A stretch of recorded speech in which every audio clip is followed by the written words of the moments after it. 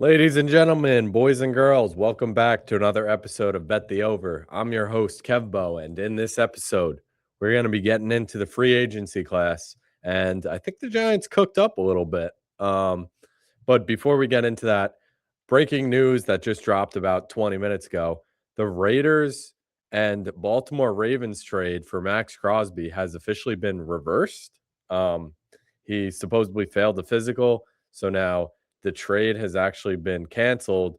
The Ravens are sending Crosby back to Vegas for their first round pick and additional picks, which is kind of insane because the Raiders went on an absolute spending spree. They signed a bunch of linebackers, they signed Linderbaum, they spent a lot of money, and now they're potentially going to have to give back some of the contracts.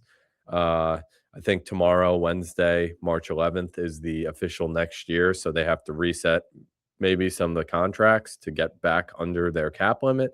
Some crazy stuff. But anyway, you're probably here for Giants stuff. So in this episode, I'm going to break down some of the biggest free agents the Giants have signed.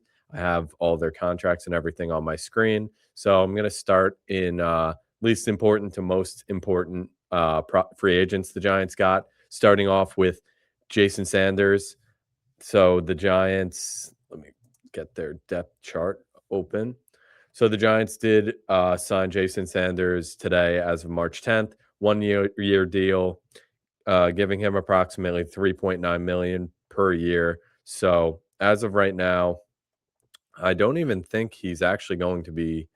It's going to be a training camp battle between him and Sauls.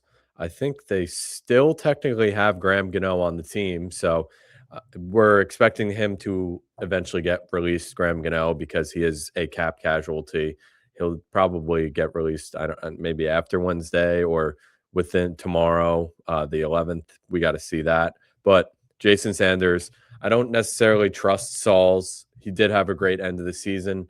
The kicker is very important, as we all know. Graham Gano has been a big failure for the team, whether it's, I mean, he made most of his kicks, but he's actually been hurt frequently. He's hurt more than any other play on the Giants, it feels like. So getting a new kicker was definitely a good idea. Now, I don't know if Sanders is going to be the starter, but it's good to bring in some competition for their current kicker. Next guy we brought in was Stout. First name starts with a J. I can't say that word on this channel.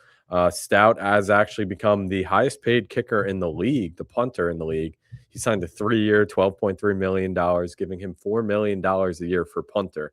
Now, I know what you're thinking. This is a lot of money for two special teamers. However, that's kind of what I like about John Harbaugh is he pays attention to the little details, and special teams is one of the most, I guess, skipped aspect of football. Everyone thinks offense and defense, but special teams can win and lose you games. The Giants have probably lost 3 to 4 games in the past 2 years just from having a terrible kicker.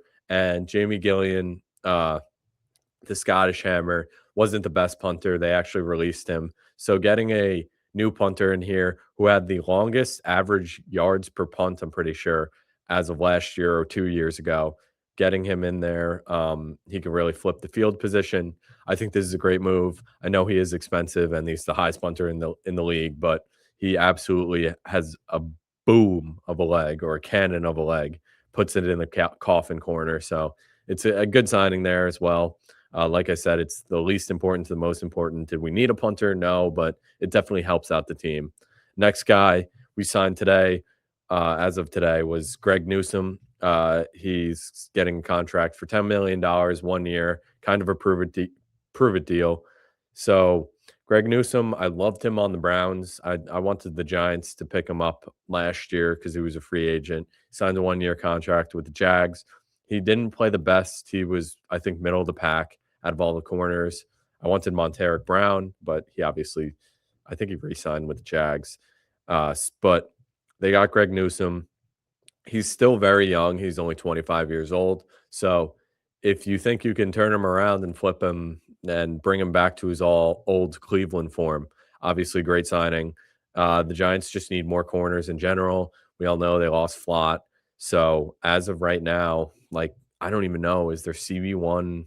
I mean, their CB1 is probably Paulson Adebo. They still have Banks, who's not really good. Let's see who else. Paulson Adebo, Deontay Banks. They signed Art Green today. He's not really a starting corner. He's more of a special teamer. So their cornerbacks are definitely pretty weak. So bringing in Greg Newsome, like I said, he's not the best corner in the league, but he's solid. He was good last year. He wasn't great. Hopefully they can bring him back to what when he was great 2 years ago. Next guy on the list. This was pretty late in the first day of free agency. They signed Jermaine Edmonds to a 3-year deal, $12 million a year AAV. Overall, Edmonds, great middle linebacker. He actually has surprisingly a lot of interceptions. He's not really the best in coverage. I'm not pulling up any grades. I'm kind of just going off of what I know about the players. So he does get a lot of picks, surprisingly, but he's not good in coverage. He's a true downhill linebacker. He's a Bobby Okereke replacement. He's younger than Okereke, and he's better. So they did spend $2 million more than what Okereke would have got, or three. I think he was getting like 9. So they are paying him a bit more, but he's a better player. So overall, I give this signing, I give it like 7 out of 10. Pretty solid. Obviously needed a linebacker, so they had to do it. Greg Newsome, I'll just go back to him. That signing, I give it, I guess, a 6 out of 10. It's kind of a high upside guy.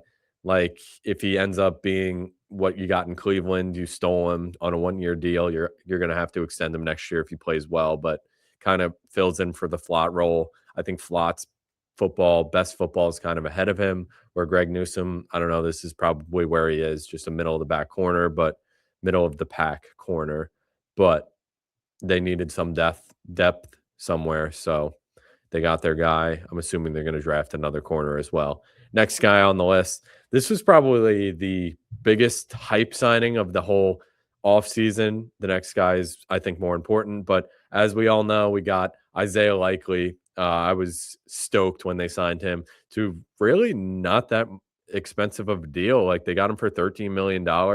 He's only 25 years old, I think, or 26. So he's very young. Personally, I think him and Andrews were really neck and neck. I was surprised Baltimore didn't use Likely more in their passing game. Every time I've turned on Baltimore's games, it looked like Isaiah Likely was cooking, and then Mark Andrews would come in. He would do good too, but overall, just another weapon for Jackson Dart. Hopefully he can take those shorter receptions and play more of the Wandale role. We all know Wandale went to Tennessee. They're the Tennessee Giants now. So he's going to have a large role, I think, in this offense. I mean, he's got the opportunity. He's probably going to be the tight end one. He'll probably split time with Theo Johnson. They're two pretty good receiving tight ends. So that's going to be exciting for like 12 personnel or 2 tight end sets. But overall, I give this rating 7 out of 10. Isaiah Likely, it was speculated before the offseason started or free agency, and Harbaugh got his guy. So another weapon on offense for Jackson Dart. Next guy, like I said, this guy I think is the most important for the team. Some of you may not agree, but Jermaine Eluemunor re-signing with the team, right tackle, signing a 3-year, $39 million deal. What is that, 13 per year? 13, yeah, so 13 million per year. I think he was speculated to get 20, so they saved about $7 million. I'm ecstatic about this. He's top 5. You could even maybe be better, but top 5 right tackle in the league. You're getting him with a fair value contract. You keep the continuity between the offensive line. You have Andrew Thomas, Jermaine Eluemunor. You got your tackles. Still have to sign an interior offensive lineman, whether it's Wyatt Teller or someone else. There's a couple other right guards or left guards. I think Tooney is out there too. But I know Wyatt Teller is the highest chance, I think, of signing with the Giants. They still need help at guard. Center, it looks like John Michael Schmitz is going to get another year. Not the worst thing in the world, not the best thing. I know they were targeting Linderbaum, but Linderbaum got an absolute bag over there in Vegas. So obviously they could not afford them. Overall, I do think the Giants did well in free agency. I'll give them like, let's get decimals in here. I'll give them like a 7.5 out of 10. Overall, pretty good. I mean, I was kind of expecting crazier moves. Like I heard reports earlier that some of the moves they were going to make would be surprising or shocking. And for the most part, all of these guys I kind of expected. I mean, maybe not the kicker and the punter, but Greg Newsome, they needed another corner. They wanted to get Flott. Supposedly, Flott was verbally agreed with the Giants, and he was like basically the closest possible place you could be to signing with the team besides putting pen to paper. And the New York Titans or the Tennessee Giants swooped in. Brian Dable must have whispered some sweet, sweet words to him and brought him over. So that's a little upsetting. He is someone I kind of wanted back. I think Wandale was a little too expensive for them, so I don't think it was speculated he wasn't going to come back anyway. So these are kind of the biggest guys. There's obviously other guys out there. Like I know they signed Isaiah Hodgins. They signed Art Green. I mentioned him earlier. There's some other guys as well. They also released a couple players, but these are the biggest guys. 7.5 out of 10. It's the Harbaugh show. I think they did great. They're going to have to cut a couple more people to clear up some cap because they definitely gave out more than what they have right now. I'm excited to see what they do in the offseason. And the biggest thing about this free agency that I think made an impact is they filled enough of the roster to where they're not necessarily pigeonholed to take one player at pick number 5. For example, if they didn't end up signing Tremaine Edmonds, it was a lock in. They had to take a linebacker at 5. So it was like locked Sonny Styles. If they didn't get a second corner, it was locked. They needed a second corner at pick number 5. If they didn't sign Eluemunor, they would have to sign a right tackle or draft a right tackle. I'm saying sign, but I'm talking about drafting all these players at pick number 5. So now that they've kind of gotten some of the holes filled, they have much more flexibility at pick number 5. They can go so many different ways. They can go wide receiver and Tate because they don't really have a wide receiver 2 right now. They could still stick with Sonny Styles, linebacker, off-ball linebacker.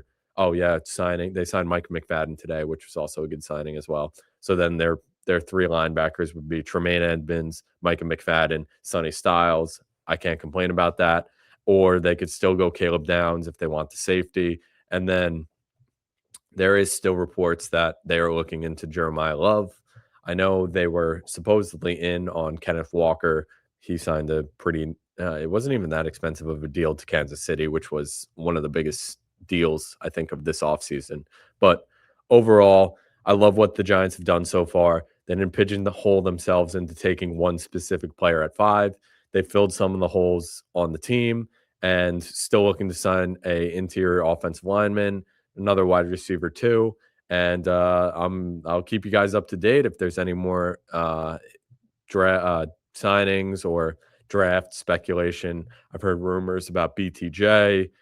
There's rumors flying around all over the place. We don't know what's true or not until it actually happens. So thanks for tuning in, guys. Remember, like, comment, subscribe.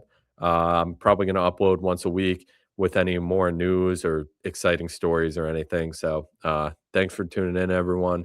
Gained a couple more subscribers last week. Smash the likes. Let's get some comments on this. You like it, you hate the off season so far. I'm giving it a thumbs up, and see you next week.